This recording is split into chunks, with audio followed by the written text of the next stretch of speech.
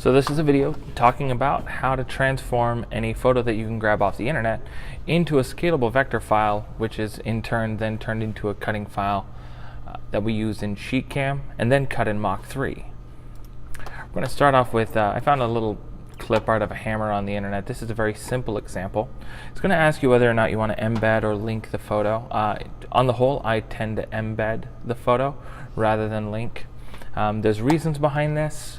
We won't go into that in this video. Just on the whole, you want to embed your image for this case. The next thing we're going to do is, with this screen being the way it is, with this photo being the way it is, you see this white square that's standing behind it. This is your material size. I'm going to go ahead and hop into my document properties, and if you've already set your whole setup to default to inches, then fantastic, great job for you. If not, there's a small video that shows you how to do that, also on the tech support page. That being said, I switch everything over to inches. I have a width of 12 inches and a height of 12 inches, just so that I have a general idea of what size I want this piece to be cut at.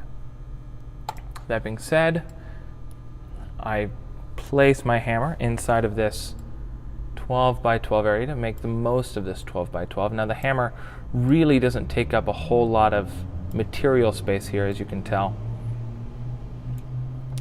but unfortunately that's just the way it's shaped. Now if I wanted to, sure, I can come down in here, click on it a second time, and you'll notice that these little arrows have transformed into rotation points, and I can go ahead and come in here and rotate it however I like to get a little bit more space out of my hammer and out of my material. Okay, that being complete, I click on the photo, I go up to Path, and I select the point called Trace Bitmap. Trace Bitmap will allow me to trace this photo based on, in this case, we're going to be using brightness cutoff. So with the photo selected in the background, I click Update, and there we go. Click Update, and it sees nothing in this photo. Let's take a look and see what it does. I'm just going to go ahead and hit OK. My brightness cutoff was set at a threshold of 0.450. You can adjust this threshold and click Update to see just about how much color or black versus white that you're saving as you're trying to decide what vector you're going to use. So scale your vector, your threshold up or down to determine what you actually want to see vectorized. I'll hit OK, and I can move this top layer. This top layer here is the vector. This bottom layer here is not. And the way we tell is over here at the left there's a tool called Edit Paths by Node. It's also notated by F2. You can just hit F2 and it'll actually pull up that tool. By clicking on this image here, this what looks to be the original image, you're not seeing any highlighted lines, no nodes or vectors showing up. However, when I go to this left image here, it highlights in red as I come over to it.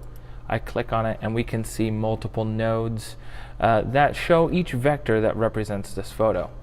So this is the vectorized image and this is the original image.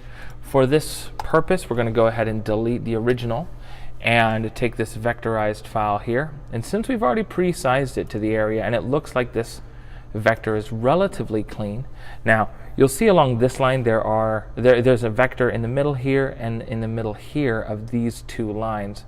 Typically in a straight line you only need two vectors, one at the base of the line and one at the far end of that line to notate one vector. Any other stray vector nodes present along that line will only give inaccuracies when you're trying to cut it on the plasma cutter, because the plasma CNC machine will jump from one vector to the next and then jump from that next vector to the one after with a small micropause in between there, causing a small judder on that line.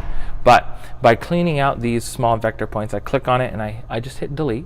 Now we'll notice there's a little bit of warping on that line because of how I deleted it. I can take these small circles, line them up, and now we have a straight line again. Same thing here. I'm going to delete this one. It's going to do a little bit of warping on me here. And there we go. back to a straight line. But now this is a clean vector running along this line, and you're not going to have a small shutter or step at this point, creating an inaccuracy on your actual piece or part. With our edits done, we're going to go over to File and we're going to hit Save. This is going to save it as an SVG file. This is going to be important to note when we import it into SheetCam, because SheetCam is going to want you to import a DXF. You need to make sure that when you're looking up your photo in SheetCam, you select the SVG option. I'm going to name this part here Hammer. And we're going to save that here under my DXFs file folder. I'll go ahead and exit out of here. Open up SheetCam. In SheetCam, I'm going to go up to File, select a new part. I do want to import a new part, yes. Click over to my DXF file folder where I placed my folder and where I placed my image, and you can tell here that there is no sign of that image that we made. And as I said before, we saved it as an SVG, and right now SheetCam is looking for a DXF file. I'm going to select this drop-down menu and select the SVG file option. That way, our small file that we made, the Hammer file, shows up, and we click Open. Now here it's going to give you a couple of options. One is scaling. As we designed it as a 1-to-1 ratio, we didn't do this in centimeters. We didn't do this in millimeters. We didn't do this in the metric system.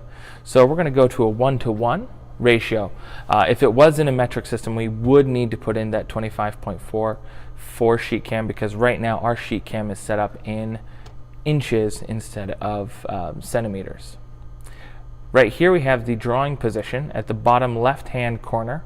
I'm going to go ahead and start my image there. There's 9 other positions here, and you can have it start at any other point on this sheet.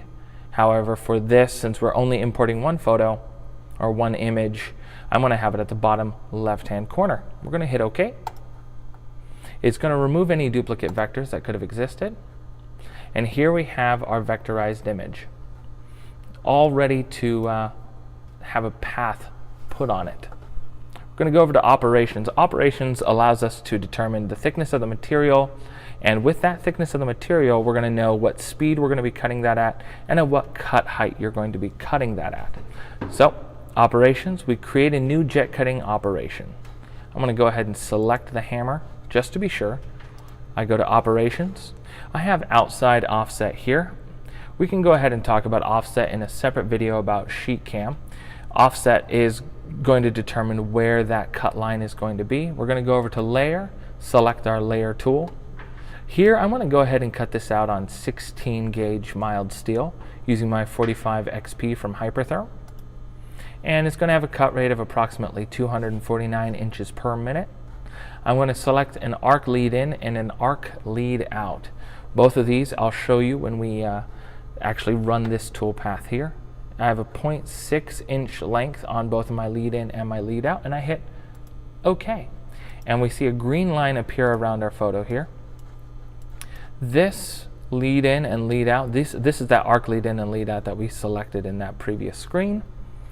Your plasma cutter is going to start out past the material and then come into your material, make the physical cut, and then lead out by a 0.6 inch arc there. This is to avoid your pierce holes from interfering with the actual cut line. A pierce hole is inevitably thicker than the actual kerf width that you're cutting with, and will cause a little dimple in your physical final piece. So in order to avoid that, we use lead in and lead out. With our operations set, and I do want to make sure and emphasize that you do select the layer. There are multiple layers possible in an operation. You may have a file that has 12 separate layers, and each separate layer can have a different speed and cut operation on it. So always select a layer, because without it, SheetCam doesn't know what layer it's specifically cutting on, even if it's only a one-layered photo. We hit File, Run Post Processor. This transforms this job operation into a G-code. We're going to name it Hammer and click Save. And it's going to have this little screen here that says Post Processing Complete. It will also tell you if there's any problems with your cut. It'll say, oh, a layer wasn't selected, or oh, the tool path wasn't set right with accordance to this or that. There's a lot of ways that you can make adjustments that right here in this screen, it'll tell you what you're going to need to do. That being said, we hit OK. We exit out of here. It's going to ask me whether or not I want to save my changes.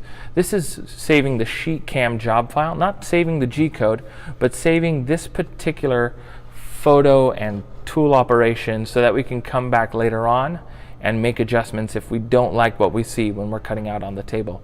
For the most part, though, what I will do is I don't save these. If you want to, feel free to go ahead and do so, but I find it easier to come in with a new part, with a new toolpath, even if I'm trying to replicate the same part using SheetCam. That being said, I hit No. And that's it. We'll go ahead and open it up in Mach 3. Mach 3 is going to open up here.